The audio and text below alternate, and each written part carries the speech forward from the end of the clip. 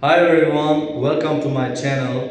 Assalomu alaykum qadrli til ixlosmandlari va tilni endi boshlaganlar. Mana biz navbatdagi to be fe'limizning so'roq shaklini o'rganadigan darsimizni boshladik. Bu darsimiz, ya'ni 3-darsimiz, lesson 3. Xo'p, sizlar bilan bundan oldingi darsda kishilik almashlar, ya'ni personal pronoun'ni subject va object, ya'ni egalik va to'ldiruvchi shakllarni o'rganib chiqqandik. Sizlarga va'da qilganimizdek, bugun o'sha personal pronoun shaklimizni, ya'ni sifat shaklini, adjective shaklini o'rganib chiqamiz. Xo'p, bu adjective shaklimiz otdan oldin keladi va otni, ya'ni ega shaklini to'ldiruvchi o'rnida ham qo'llanilishi mumkin. Ya'ni ot yoki to'ldiruvchi shaklda keladi. Bularni bir qator ko'rib chiqadigan bo'lsak, birinchi shaklimiz I niki my, ya'ni mening bo'ladi. My, mening. He niki bo'lsa his, uning, bolaga nisbatan his, uning. She, her, uning, qiz bola, her. It, ya'ni its, uning, narsa, buyum, hayvon, shunga o'xshash narsalar. Nimaga men buni ramkaga olib qo'ydim? Chunki bu shakllarimiz its, ya'ni bu qo'shilib keltirilgan its. Ya'ni it is emas, bu its, shunchaki its. Shu bilan adashtirib qo'ymaslik uchun men shuni belgilab qo'ydim. Keyingi shaklimiz we, ya'ni we, our, ya'ni bizning. We, our, bizning. You, your, sizning. They, adjective shakli their, ularning, ularning. Xo'p, bularga misollar yozamiz. Misollarni qator ko'rib chiqadigan bo'lsak, this is my book. Bu mening kitobim, ya'ni my. O'sha adjective shaklimiz, mana bu yerda yozilgan shaklimiz misollarda qo'llanilishi. This is my book. Bu mening kitobim. Sizlar bu so'zlarning o'rniga xohlagan so'zlarni qo'yib turib, o'zingizlar uchun gapirib tursanglar bo'ladi. Keyingi shaklimiz that is her bag. Ya'ni bu uning, ya'ni uning, her, uning qiz bolaga nisbatan uning sumkasi. That is her bag. Uning sumkasi. Keyingi misolimiz our house is big. Our house is big. Ya'ni our bu yerda we shaklini bizning degan ma'nosida, ya'ni adjective shaklida qo'llanilishi. Our house is big. Ya'ni bizning uyimiz katta. Bizning uyimiz katta degan ma'noni bildiradi. Xo'p, mana birgalikda kishilik almashlarni ham adjective shaklini ko'rib chiqdik, ya'ni bu sifat shakli. Bundan oldingi darsimizni ko'rmagan bo'lsanglar, ko'rib, bu bundan oldingi darsda o'sha subject va object shakllarini ko'rishinglar mumkin.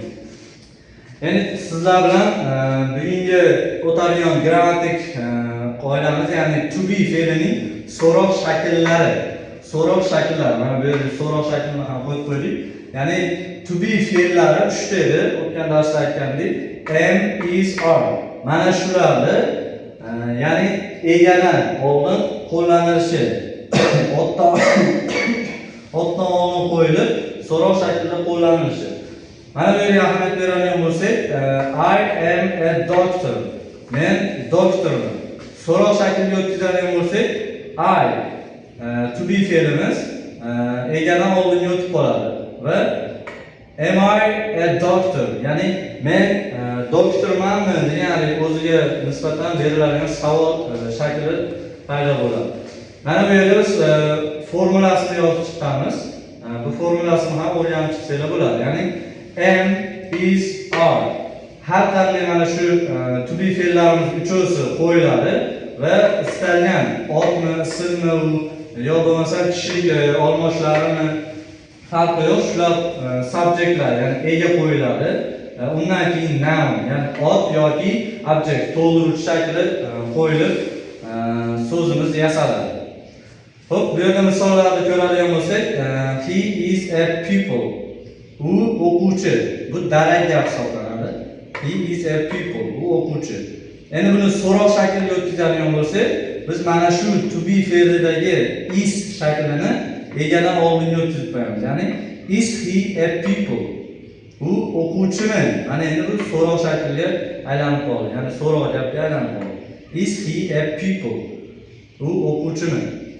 Endi biz berayotgan bu savollarimizga ikki xil usulda ya'ni javob beramiz, ha yoki yo'q. Mana bu yerda javob berishlarini yozganmiz. Yes yoki no deb javob beramiz. Shunchaki bularni yes yoki no desak, bu biroz ingliz tilida qo'polroq ma'noda eshitilishi mumkin. Shuning uchun biz bularga qo'shimchasini qo'shib qo'yamiz. Ya'ni har qanday gap, misol uchun mana shu he ni o'rniga har qanday you, they, we yo bo'lmasa botir ism, har qanday ism qo'yilsa, biz mana shunday shaklini qo'yib qo'yamiz. Ya'ni bosh qismidagi o'sha ega bilan to be fe'lini birgalikda qo'yib javob beramiz.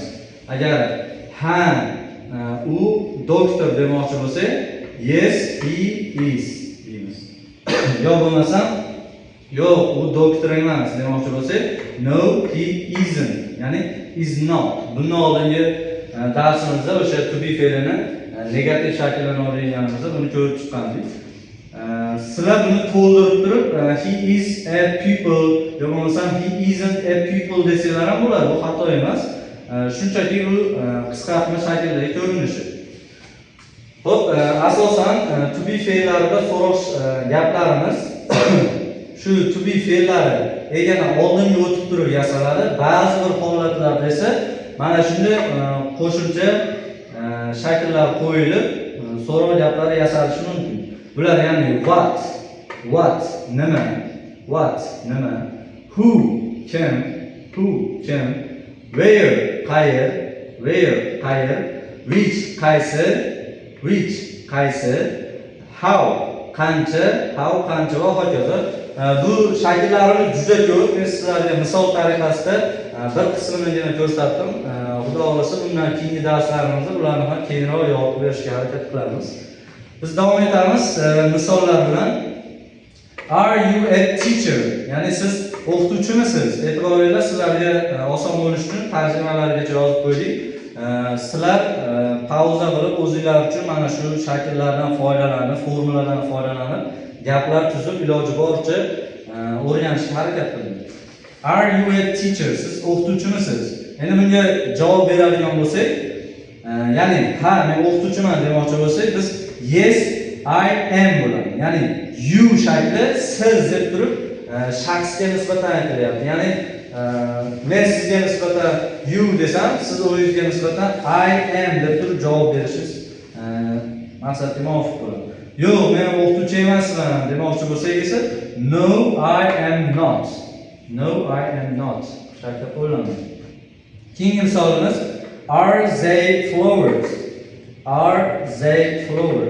Bu yerda flowers gullar hisoblanadi. Ular gullarmi deb savol beryapti. Ya'ni are they flowers? Ular gullarmi? Ya'ni bunga javob beradigan bo'lsak, o'sha shaklda mana they ular shaklini olamiz. Ha, ular gullar demoqchi bo'lsak, yes they are deymiz. Yes they are. Yo'q bo'lmasam yo'q, u gul emas, boshqa narsa demoqchi bo'lsak, no they are not. Yo'q, shunchaki no they aren't qisqartmasi. Bundan oldingi darslarimizda o'sha qisqartmalarni ham o'rgatib ketgandik. Xo'p, davom etadigan bo'lsak, endi ismlar qo'yilib turib, gaplar, misol uchun savollar berilsa, biz qanday javob beramiz? Misol uchun, bu misolni ko'radigan bo'lsak, is Ali your friend? Is Ali your friend? Ali sening do'stingmi demoqchi. Ali sening do'stingmi desa, Ali kim edi? Bola. Biz o'sha kishilik olmoshlarida bolaga nisbatan qaysi shaklini qo'llardik egada? He, albatta he, ya'ni u degan ma'noni biladi. Mana shu yerda ham Ali o'sha he ni o'rniga qo'llanilyapti. Shuning uchun ham biz javob berayotganimizda albatta yes he is deymiz.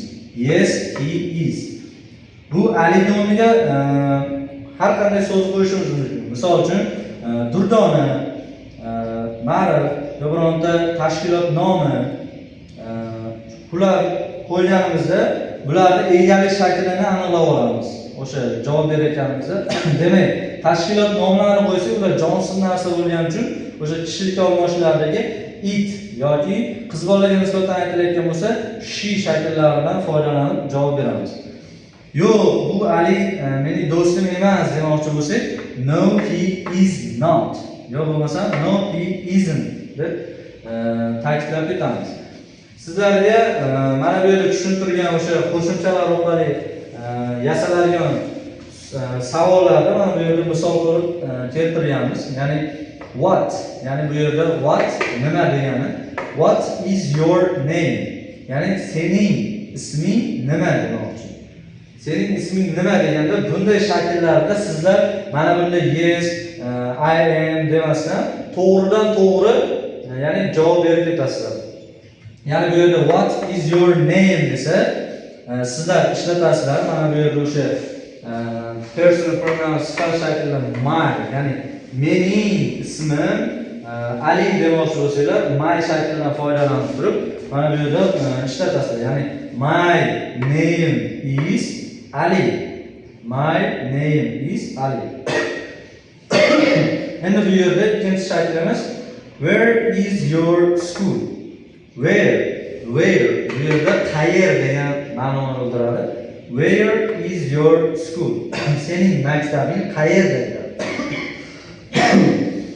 Xo'p, bunga javob beradigan bo'lsak, my school xuddi o'shunday personal pronounlarga o'sha sifat shaklida my school is misol uchun bog'chada bo'lsam stadiumning yonida, in the near the stadium. Xuddi shunday shakllarda javob beriladi. Sizlar adashtirib qo'ymasliklaringiz uchun va mana shunday so'rovli, savolli gaplar kelganda sizlar xato qilib qo'ymasliklaringiz uchun biz bularni misol tariqasida keltirdik. Xo'p, mana azizlar, bugungi to be fe'limizning so'roq shakli asosan mana shundan iborat edi. Biz bu yerda so'roq shaklini yasashni o'rgandik, ya'ni formulasini o'rgandik va bu yerda gaplarni ajratib olishni o'rgandik. Va bu yerda yangi so'zlar bor va mana shu so'zlarni ham o'zingizlar yozib, yodlab Telegram kanallarimizga albatta tashlab qo'yamiz. A'zo bo'lib qo'ysanglar, bu yerda ham ko'plab ma'lumotlar qoldirib ketamiz tushunmagan joylarga. Va bugungi darsimiz shundan iborat edi. Sizlardan qat'iy talabim, iltimosim, har bir o'rgatayotgan har bir ma'lumot narsamizni iloji boricha to'xtatib, o'sha biz tuzgan gaplarimizdan foydalanib, sizlar o'zingizni gapingizni yasang. Harakat qiling gap tuzishga va o'sha tuzgan gapingizga o'zingiz foydalanishga, ya'ni kundalik nimada foydalanishga harakat qiling. Mayli, bizning bugungi darsimiz shulardan iborat edi. Obuna bo'lmagan bo'lsangiz obuna bo'ling va like bosishni unutmasdan. Har doim ingliz tilini o'rganishda davom eting. Mayli, sog' bo'ling, salomat.